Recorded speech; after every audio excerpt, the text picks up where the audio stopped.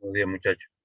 Hoy vamos a ver lo que es la ley de Ampère, tal cual como hemos mencionado en una clase anterior. La ley de Ampère tiene que ver con la entidad que vamos a llamar circulación. La circulación no es más que una integral. La integral del campo punto dt en una trayectoria cerrada.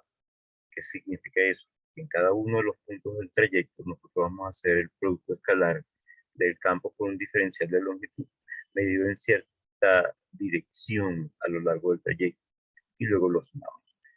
El señor André-Marie Ampère demostró que el, la circulación del campo magnético, del vector de inducción magnética, es directamente proporcional a la corriente que se encuentra enlazada dentro del trayecto. Esa constante de proporcionalidad nosotros actualmente la llamamos permeabilidad del espacio libre, la denotamos con el símbolo cero. Por lo tanto, la relación que está aquí al final de la página es justamente la ecuación que nosotros vamos a llamar ley de Ampère, la cual nos indica que la circulación del campo magnético en una trayectoria cerrada es igual a μ0 por la corriente total enlazada en dicha trayectoria. Es importante resaltar aquí qué significa eso de corriente total enlazada. La corriente total enlazada está definida según el trayecto de integración y cómo se comporta la corriente.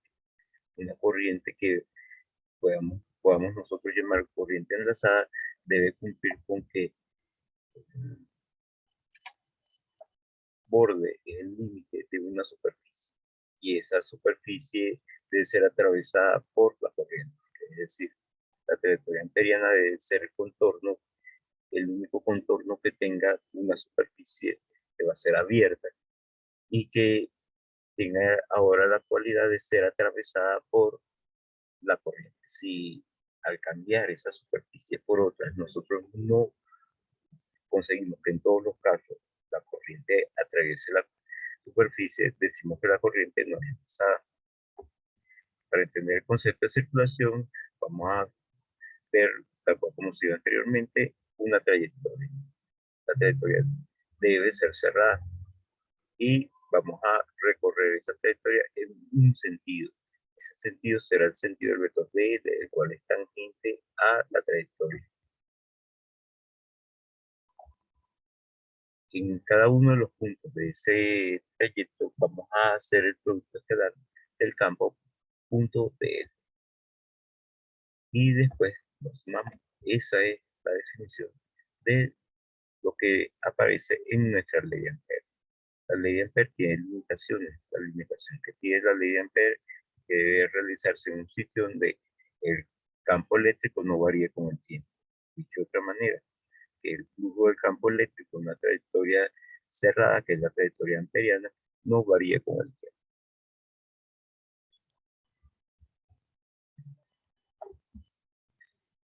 Para entender mejor lo que es la corriente enlazada, voy a basarme en unos dibujos. Supónganse que tenemos este trayecto, que vamos a llamar trayecto amperiano, y una corriente que es muy larga, la corriente que vamos a poner infinita, que está atravesando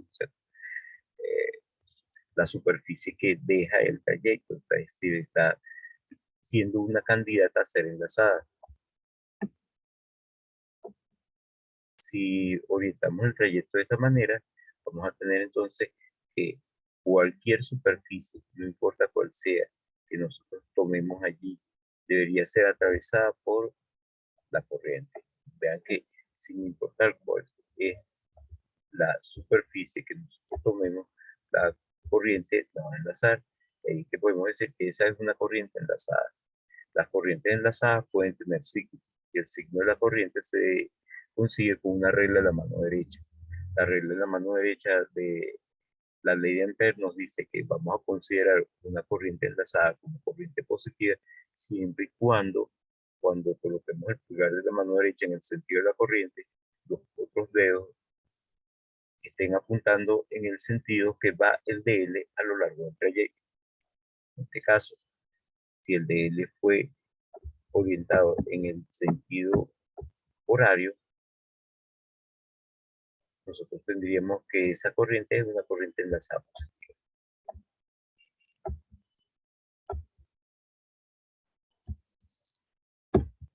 Vean, aquí nuevamente el trayecto está siendo recorrido en el sentido horario, por lo tanto el DL iría en ese sentido. Noten que si colocamos los dedos de la mano derecha en el sentido del DL, el pulgar nos queda hacia adentro. De allí que en este caso tendríamos dos corrientes. Esta corriente I1 va en el sentido del pulgar de la mano derecha, por lo tanto la tomamos como positiva, y la otra va en el sentido opuesto, la tomaremos como negativa. Ambas corrientes son positivas y negativas según lo que estamos calculando, que es la corriente total enlazada. Por lo tanto, la corriente total enlazada será I1 menos I2.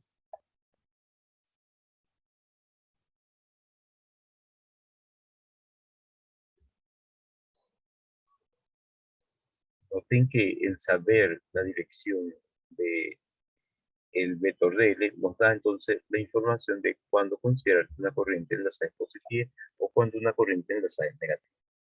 Para ilustrar parte de las aplicaciones que puede tener la ley de Ampere, vamos a basarnos en el siguiente problema, un ejemplo clásico del estudio del campo magnético producido por un alambre infinito. Este estudio nos va a llevar al cálculo del propio campo. Para eso vamos a imaginarnos que tenemos lo siguiente, una corriente infinita que va desde menos infinito hasta más infinito. Y vamos a tratar de entender cuál es la forma de las líneas de fuerza.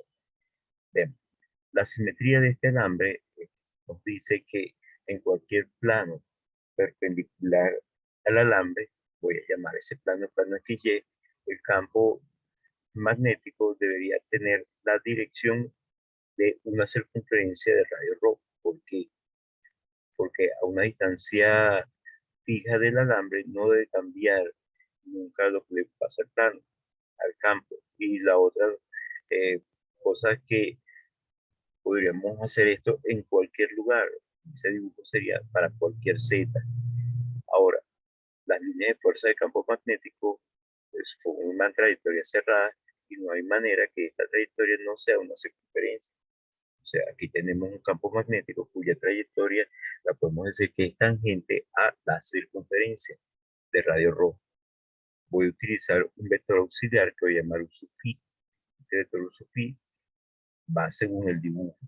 Vamos a tomar el ángulo phi respecto al eje X y el vector U-phi es tangente a la circunferencia, pero apunta hacia donde crece el ángulo. Eso es importante para poder hablar de la coordenada del campo magnético en cualquier punto de esa trayectoria. Lo que vamos a calcular es el campo magnético que produce el alambre en cualquier punto. Ahora,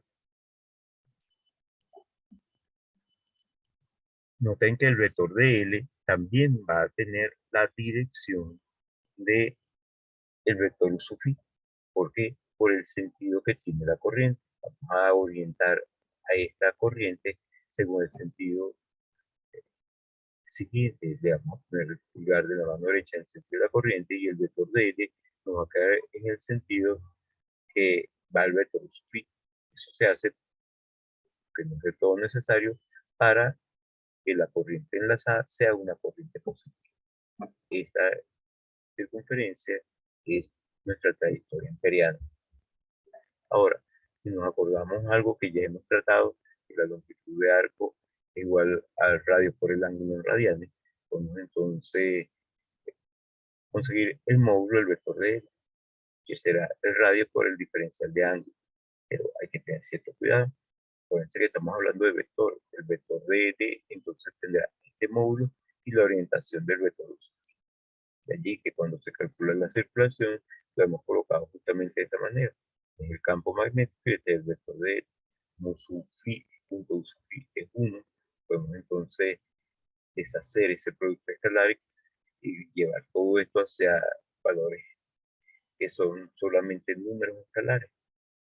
El radio es constante, B sub phi también es constante, y si hacemos eso, la integral que queda es justamente 2pi, porque sería la integral en ángulo. Acuérdense que la variable siempre nos indica qué es el tipo de límites de integración, o cuáles son los tipos de límite de integración. El límite de integración que hemos tenido que colocar es en ángulo. integraríamos de 0 hasta el vector campo magnético, entonces tiene esta forma. Noten que es muy parecido al campo eléctrico que produce un alambre infinito, el cual es, si la densidad es constante, el valor de lambda sobre 2pi por el radio por eso 0. Noten que es muy parecido. Nosotros tenemos algo que es inversamente proporcional a la distancia a la lambda. Ahora, noten que este campo también fue encontrado anteriormente por la ley de Biot-Savart y llegamos exactamente a lo mismo, aunque aquí hasta estamos siendo un poco más precisos, porque estamos diciendo el sentido del campo en todos los lugares del espacio. Es interesante darnos cuenta que hay una regla de la mano derecha para los alambres infinitos o los alambres que conducen corriente que nos indica cuál es el sentido del campo. Esa regla de la mano derecha nos dice que si colocamos el pulgar de la mano derecha en el sentido de la corriente, los otros dedos de esa mano derecha nos indican hacia dónde va el campo.